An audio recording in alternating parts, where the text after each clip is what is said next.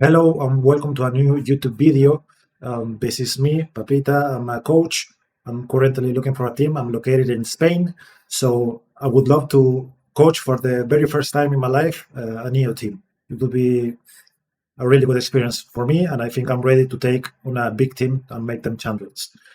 Um, so today I'm making a video on Nigma Galaxy. I'm gonna point out some positives and maybe some more negatives because of course they're not doing well. We can check the results here. They have only gotten a qualification and also in the third to fourth place winning against Navi 2-1, but they lost the Dream League to Virtus Pro. They lost to PR 2-0 in the Fisher Universe playing, and then they lost 2-0 to Pittsburgh, I think yesterday, to get the fourth place on the PGR Wallachia Season 7. To make a quick note before we start with this video, I saw that Liquid today they won against Mouse, and I checked the replays. Their supports are connecting. Offlaner is connecting to the objectives with ultimates. They are making a lot of pressure plays, which I commend them on doing so, and their drafting looks solid. So I'm happy that this team is starting to find a path. Of course, it's just the starting point, but they are starting to find a path where they can show us the best Liquid they can show. But today we're not talking about Liquid. We're talking about Nigma Galaxy, which is in a completely different situation.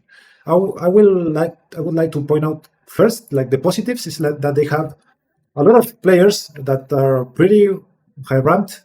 This is a team that is not like they have a missing tool or a wheel that is not so good and then needs some fixing. It's not about just one player. So you have Rinsecure top 70, I think Nubis top 20 or 30, if I'm not mistaken.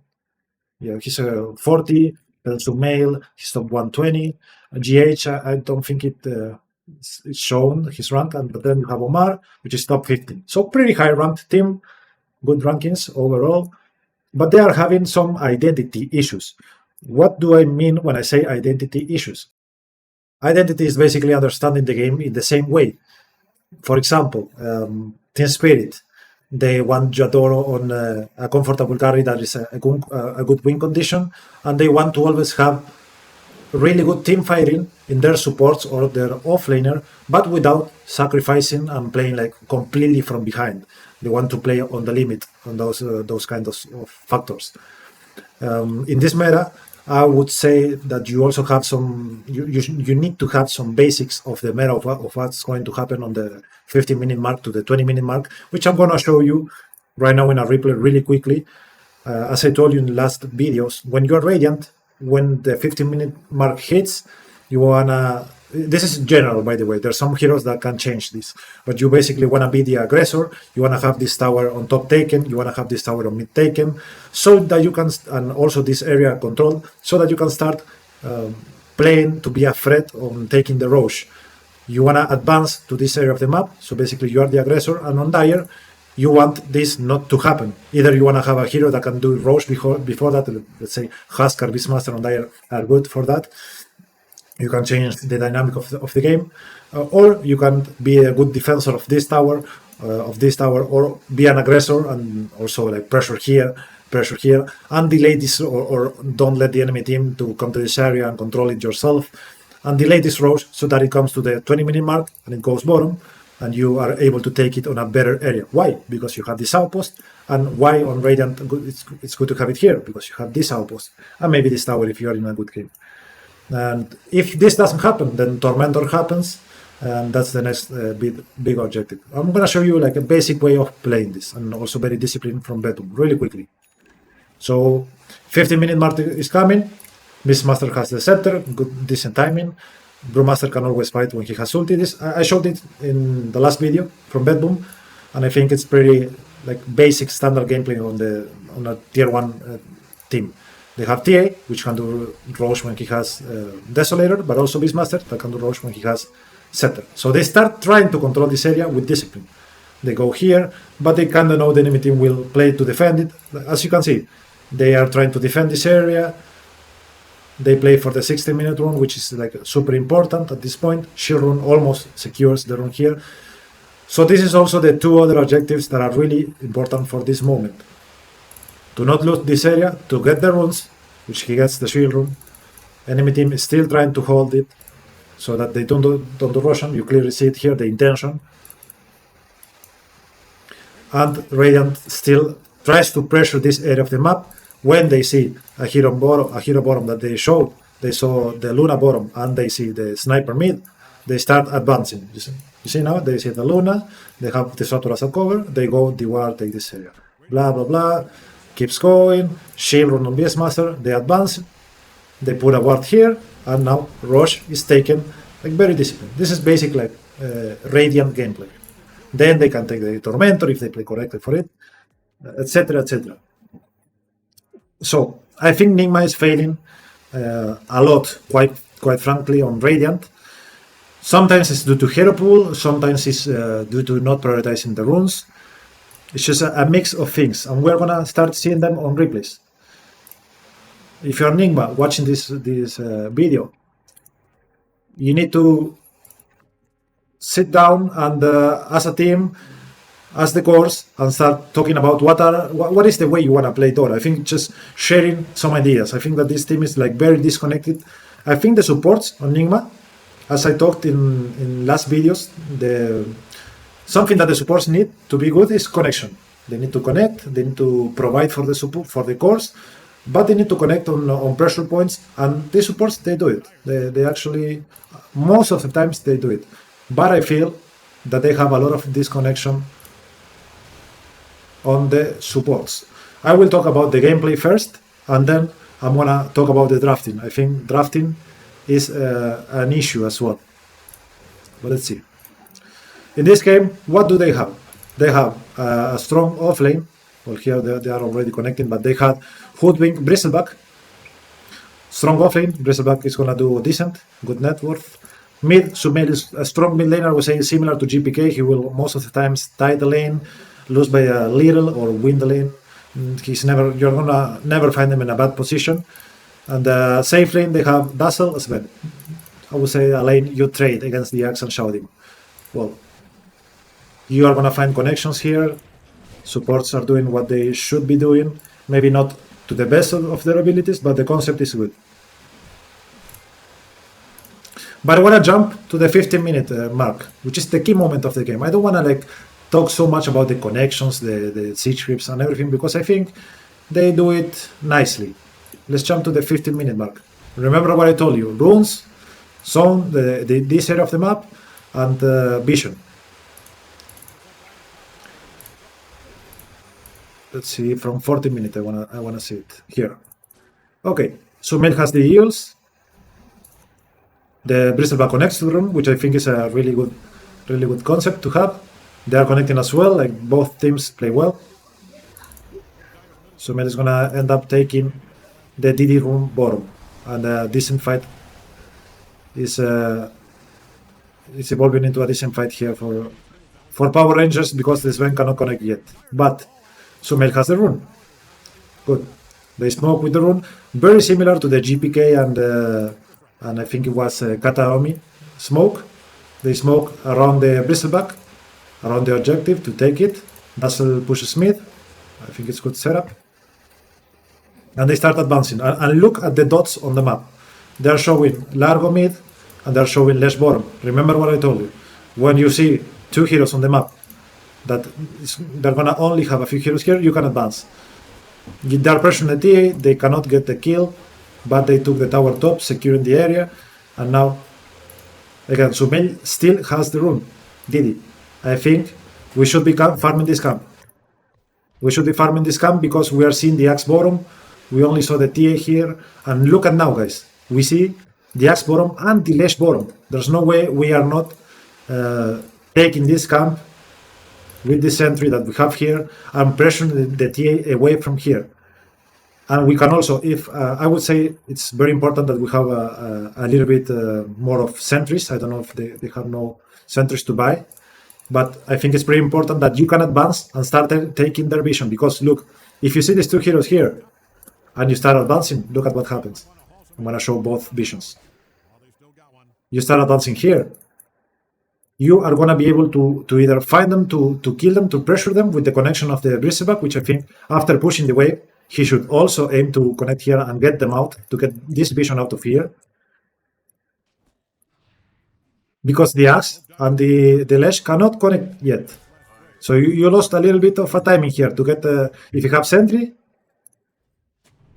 you can advance here and get the vision out, just like Bepun did. And also, now you have the 16-minute run, which the enemy team prioritizes. Remember, this is one of the most important. This illusion should be yours. If you did the correct connections here with the bristleback, he would already have his shard coming from base. You should have this vision out, and you should be prioritizing the 16-minute run, just like Bedlam did. You would have the illusion here for Sumail and the DD activated. But now, look at your map. Since you didn't do this, no map here, no map here. Sumail went to mid lane, super shoved in. Bristleback is not doing anything here of pressure. And look at what happens. Look at the enemy vision. They have everything. They took the rune, they have their wards, and they go for a kill on mid with the axe timing. So it's just some details that are making you not progress on the map. So we need to farm this camp here and look at the dots on the map. If it's too showing, you go here and take it. Now, what comes now? Again, you are from 15 to 20 minutes. You should aim to go out on the map again together and find the objectives. I saw the coding marking like this area. He said, guys, we need to play and take this area of the map. Well, you should have the cores that have the timing connecting to these areas. If this is what you're playing for. But the enemy team is doing it and you are not. So now what comes now? 80-minute rule. You are too late. It's too late. 80 minutes is happening now and you're not here. You just set up a ward. Sven is not ready to initiate. Like you see, there's no time, and now you are going bottom, and it's too late. The Lesh already took the Archangel. So now it's he denied it, sorry, but now it's kind of awkward to go into take this Roche. I think still you should try to get the vision out together, but you lost completely the timing of the Roche. So this is now gonna be played for bottom. Now you're playing here, right?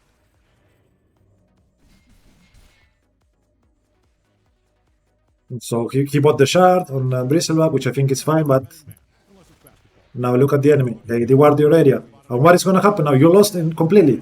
I think playing bottom, complete mistake. You lost the vision here. The enemy team, if they're solid guys, they're not going to let you play Dota. This is what's going to happen. You got your Roche stolen. No vision. And look at their vision. Ward here, ward here, ward here. It's complete out-maneuver from enemy team. And Tormentor is coming now. So this is not, I think what Nigma is suffering right now is macro gameplay for the Radiant side. So in a mini fight, yeah, Sven jumps, but he gets caught by the axe. TA is completely freely fighting with the Roche. And it's just a full-on destruction for Nigma. They lose a big fight and they lose the Roche, they lose the Tormentor. All around, it's just disaster, the Tormentor. At this point, you just are putting yourself into a really bad situation. We can talk about the Sven last pick into SDTA. I think it shows here on a team fight on this side that you cannot basically team fight with the Sven on a bad area. You only can fight if you kill Shadow Demon. Why? Because when you jump on Sven, you're gonna get disrupted on the target you are going. You're gonna get pushed, and you're gonna get destroyed by the TA. But I think the problem is macro.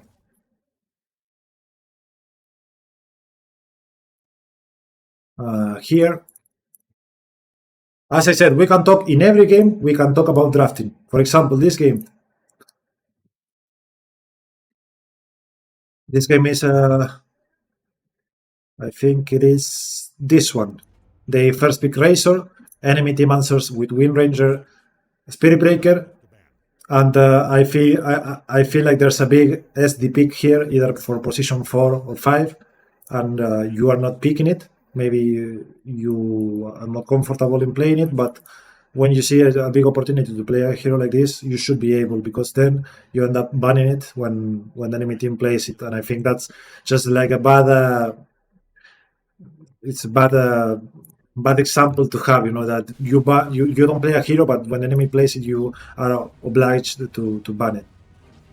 So this game, let's check. You have Razor Tiny Lane, not so strong against the Wind Ranger Phoenix. You have Beastmaster against Boy Spirit. It's even lane, Sumail wins by a little, and top lane, Klinks, Dazzle, decent lane against Enigma and Spirit Break. In this game, I don't want to talk about the macro so much because I think it's decent, but I want to talk about the course being impatient and not respecting what the enemy team is doing, which I think is another big mistake that Nigma is having.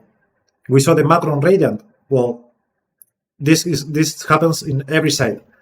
You have course that right now you are not on the course prioritizing what you see on the map, and you are not respecting the respawn timers on heroes. Look at this. You are raised on bottom. Supports are connecting. Good. Both supports are connecting. Good gameplay from both sides. Dire here. Let's check the vision. The Phoenix is respawning. There's no pressure top because the Phoenix is tied. Phoenix is respawning. What are his possibilities? Can he TP mid? No, he cannot. So Mel is doing well. He's not gonna be pressured. Can he TP top? Maybe he can because Spiritbreaker is still here. Enigma is level 5. Can he TP bottom? Maybe it's a good possibility. You need to consider the gate usage. SB, can he pressure top? On Tiny, it's not such a big kill. They'd rather be killing cleans, but this Sage Creep wave is already like kind of dead. So now, another mistake. You have the wave pulling into your tower, but you end up not prioritizing what the enemy can do. Not prioritizing it. I would say the word is respect. Respect and understand what the enemy team can do. They stay, they kill you, and Siege Creep here. Look, it happens again. They are not showing on the Wind Ranger and on the supports, and it happens again. Not respecting what they can do. Can they go mid? Yes, maybe they could with the Beastmaster ulti, but they can still stay bottom. So they zone him out of the lane. So this is a big net worth disadvantage for the Razor. Sorry, I don't have the best vocabulary in English. I don't have that many words to describe things, but I think you understand. So now this play on bottom from the Razor forced a Dazzle TP on bottom. And again, it comes to a mistake from Sumail. He goes base, checks the lanes. He checks the Klinks, checks the Dazzle mid, and TP stop. What is this TP for on top? Is it to kill the Enigma? Is it to kill? Who is it to deal with the Eidolons to protect from the Siege Ship? I think there's not much thought on this TP more than like Dazzle is already taking mid, Tiny is taking bottom. There's not much to do. I'm just gonna TP top and pressure. But the 8-minute run is coming, so maybe you should be thinking about that. And also, how are you gonna kill the Enigma top? So he TPs for a kill to get the on charge, but it's not gonna happen. And it's just pressures with the cleans, but the supports are still connecting.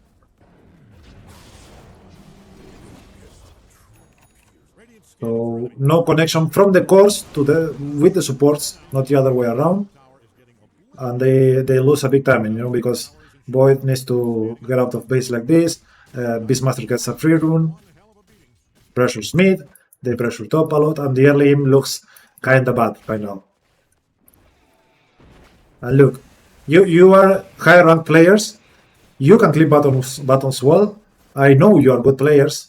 But in these games, you seem a little bit lost. Maybe it's because you're not understanding how you want to play Dota as a team. Because look, now it happens another individual mistake of not seeing the map clearly. Wind Ranger disappears. This war does not see the Wind Ranger leaving and the supports leaving. And it happens again. Another kill on the Razor. And another TP force from Dazzle. So Beastmaster gets the rune again. Haste and Didi. It's just disaster on the map. Mid tower is pressure, top tower is destroyed, bottom tower is destroyed. It's just bad map awareness, I would say. And the game, how is it gonna look after on 15 minutes like this? It's just very hard to play.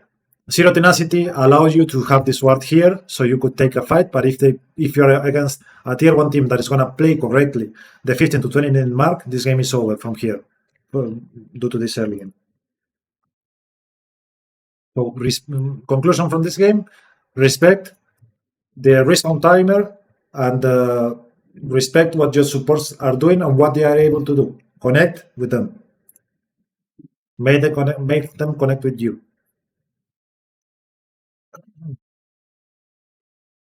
I think this is another one against Zero Tenacity. Yeah.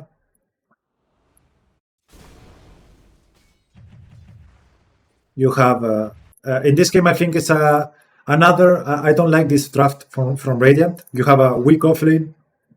You have Bristleback and Nyx against Jakiro and Abaddon. You have, I think, this is a strong safe lane. Sven Phoenix against Underlord Tiny. I think you should do well here. But still, Underlord against Sven is a decent matchup. And mid, you don't have a pressure lane either. You have Ember versus DK. So lanes are gonna look a little bit rough on the fifth minute mark, on the 5 minute mark. And you need to expect this place. Supports are gonna connect. Remember, from minute 4 in advance, whenever you wanna cut the wave, supports are gonna connect. And if they don't have other play to do, they will go for your play that you are allowing them to do. 6 minutes, rune is coming. Enemy team has 2k advantage, but they found a really nice kill in the DK here. So even though the early game is being bad, Sumail did well on mid against the DK, and he got a kill with the DK using ultimate. So not much pressure can be made by the enemy team. Mid tower is healthy, bottom is healthy, top is healthy. So take care of how the enemy can connect to make your kills. Here you have a wave coming to your tower. 8 minute rune is coming. And what I said about the identity is you need. Well, this is how it starts happening. Sorry, I'm going into the next point, but this game happens again. You die a lot on Bristleback on the top lane, not respecting what the enemy can do, and they keep connecting to towers, and then you are not able to defend. When I talk about the identity of the team, I think you need to sit down on the draft and try to visualize how you're gonna take and be the aggressor from the 15 minute mark. How you're gonna take these runes, how you're gonna position your heroes, and how you're gonna take this Roshan. Why am I saying this? Because you need to consider which heroes are gonna do what. Like this Bristleback, he's gonna go in front. He's gonna give us vision of the heroes. Phoenix is gonna be the back lane. This Sven is gonna be the killer with the Nyx, and the Ember is gonna be the crowd control and more damage guy. So you prioritize runes for him. I think that this conversation needs to be taken in every draft for you, and it's gonna give you a clear way of how you wanna play the map in every stage of the game. So I don't know if you can stop this play bottom. Abaddon is level 6. Jakiro is level 5, really strong to pressure the tower now. Ember has TD, but the Sven has no ulti. Nyx is level 4. You don't have strong companions here to defend this. So I think that you just let them take the tower.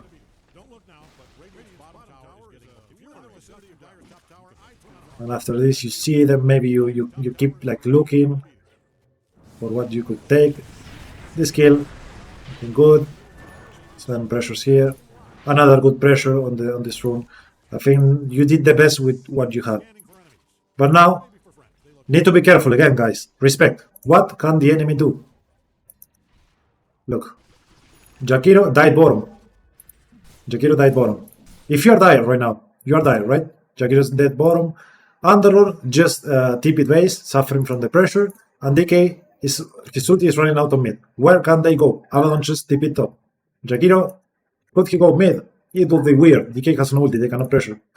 Should he go bottom? There's no way. Tanish is taking the dead lane here. So if he sees you in this place, he says like, okay, this is food for me, guys. Let's go. And they instantly just go for you, cast some spells, and you die. Like you need to make it hard for them to kill you, my friend. Not this easy. I know you can do it. If not, if I didn't know you could do it, I wouldn't point it out. Trust me. to 10-minute run. DK takes it. And okay, so I'll jump now to the 50-minute mark. You're Radiant. Remember how you want to approach this point of the game. You still do some good plays here. Bristleback dies here top. You are playing for the spam blink. He gets it.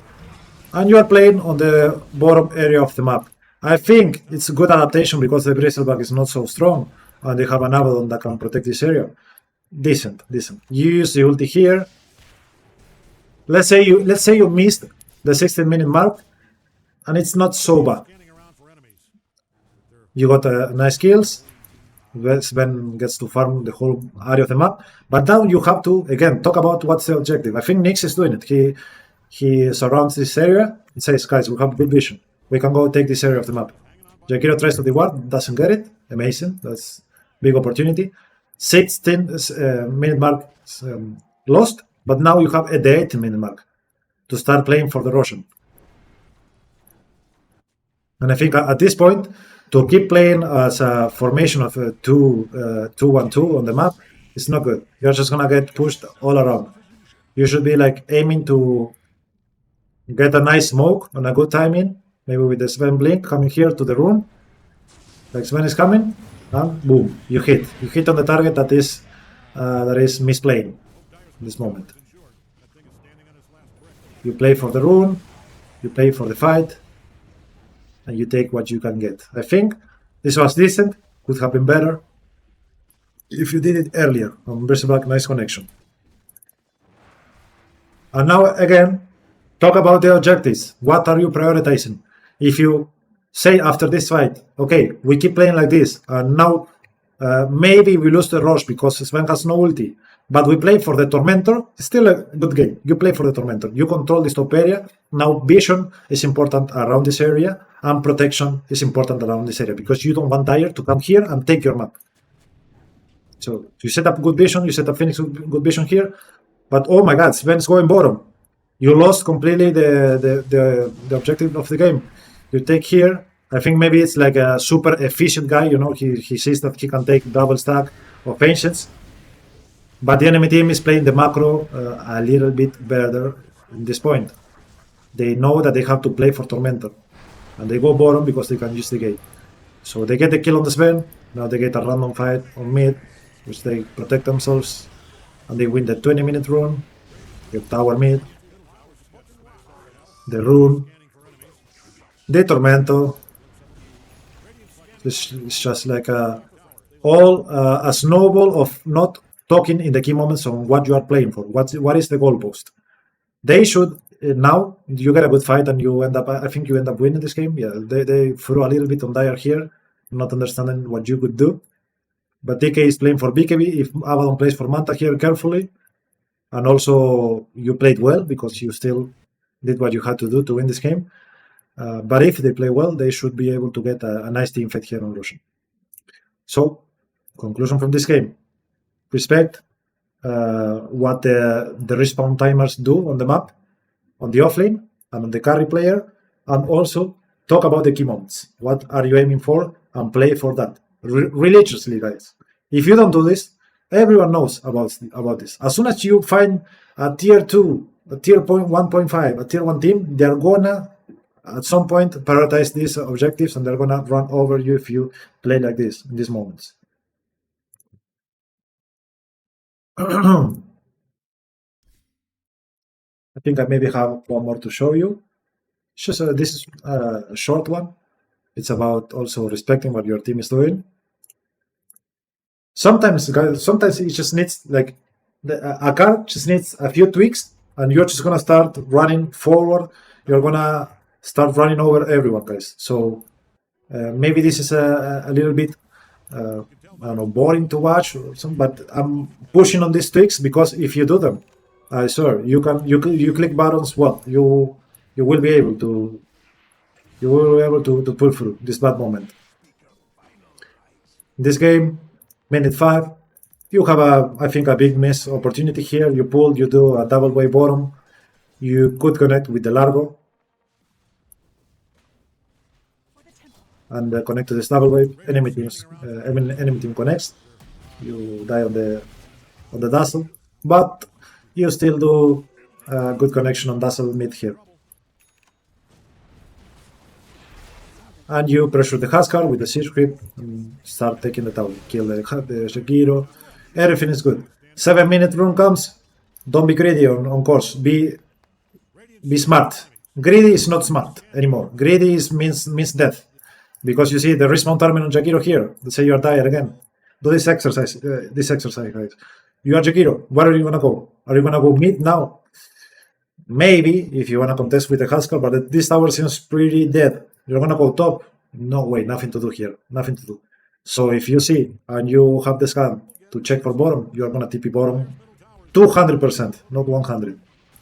So this is not a fit we wanna give.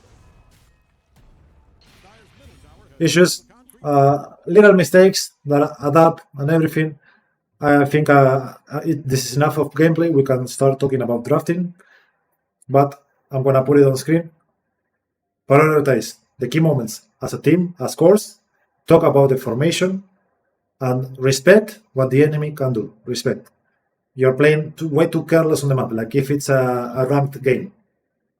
Talk about how you're gonna take the runes from 16 to 80-minute timing, and talk about the rush.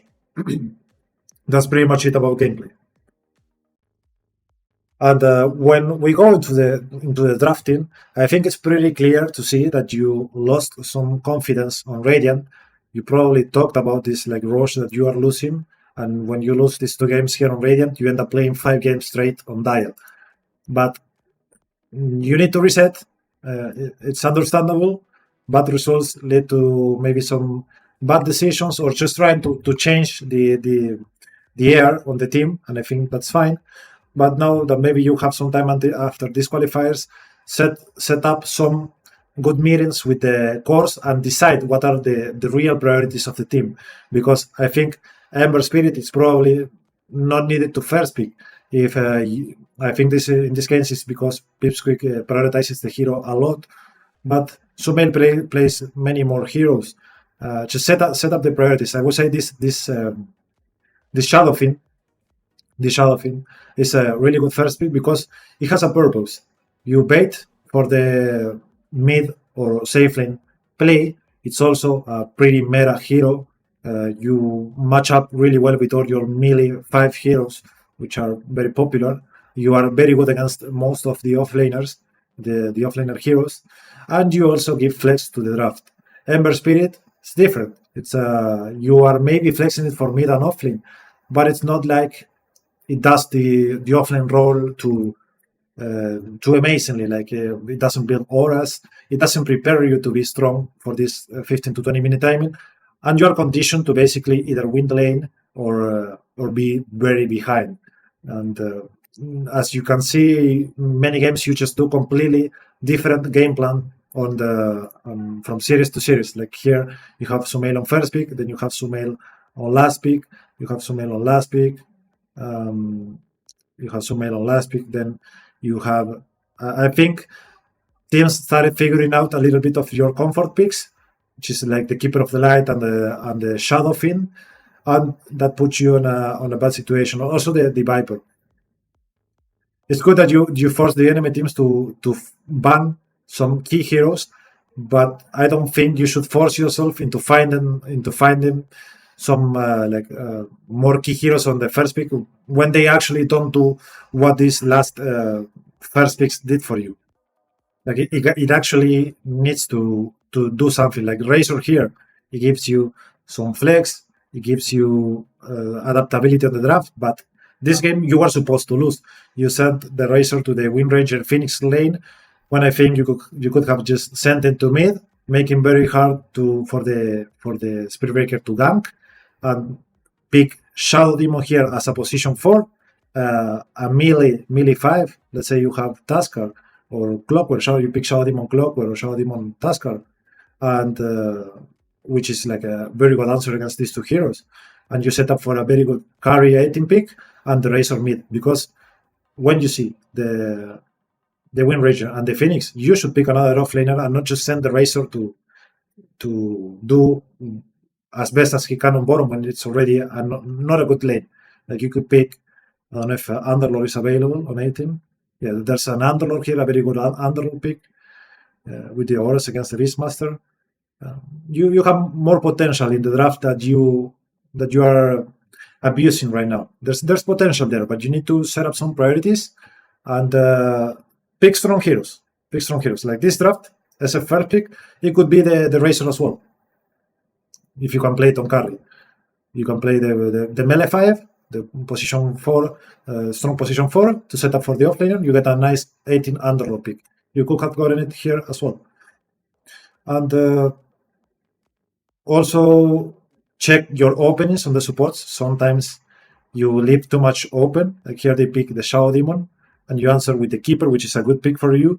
You pick the Hoodwink, and I can already see like many 18 picks that are pretty hard for you to play against. And you pick Bristleback, MP, and you basically have 0 disables. Thank God Ember and Storm is banned, but this ends up being a pretty free primal game if the game goes later. And of course, Sumail is going to end up countering the pack a little bit. He's going to probably win the lane, but you just gave 2 heroes the win condition, basically, that if you don't win the lane, get all the items necessary to control these heroes, you are going to lose the game with no much play in your hand. This was a pretty good draft from you against Virtus Pro.